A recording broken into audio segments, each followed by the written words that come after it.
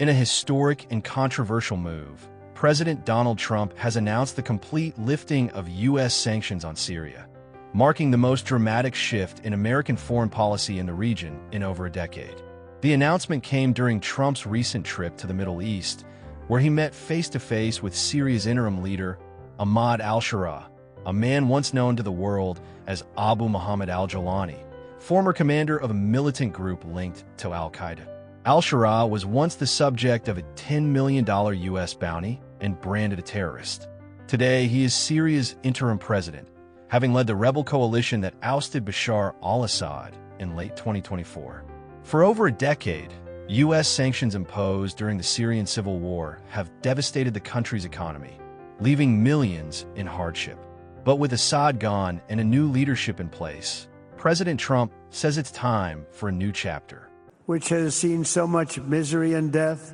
There is a new government that will hopefully succeed in stabilizing the country and keeping peace. That's what we want to see in Syria.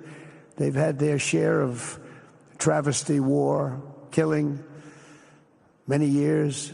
That's why my administration has already taken the first steps toward restoring normal relations between the United States and Syria.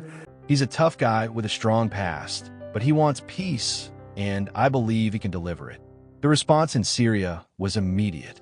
Cities erupted in celebration as news of the sanctions relief spread, offering hope for economic recovery, foreign investment, and reconstruction. Trump also invited Syria to join the Abraham Accords, encouraging normalized relations with Israel in exchange for deeper U.S. engagement. In return, Trump asked Syria to expel foreign militants, help secure ISIS detention centers, and stop the resurgence of extremism. But Syria's path forward remains complex. Al-Sharaa has signaled he wants to maintain ties with Iran and Russia, countries with long-standing influence in Syria. Any shift toward U.S. and Israeli alignment would require major diplomatic balancing, transforming from a designated terrorist to a head of state cooperating with the West. That's virtually unprecedented, and it's raising eyebrows across the globe.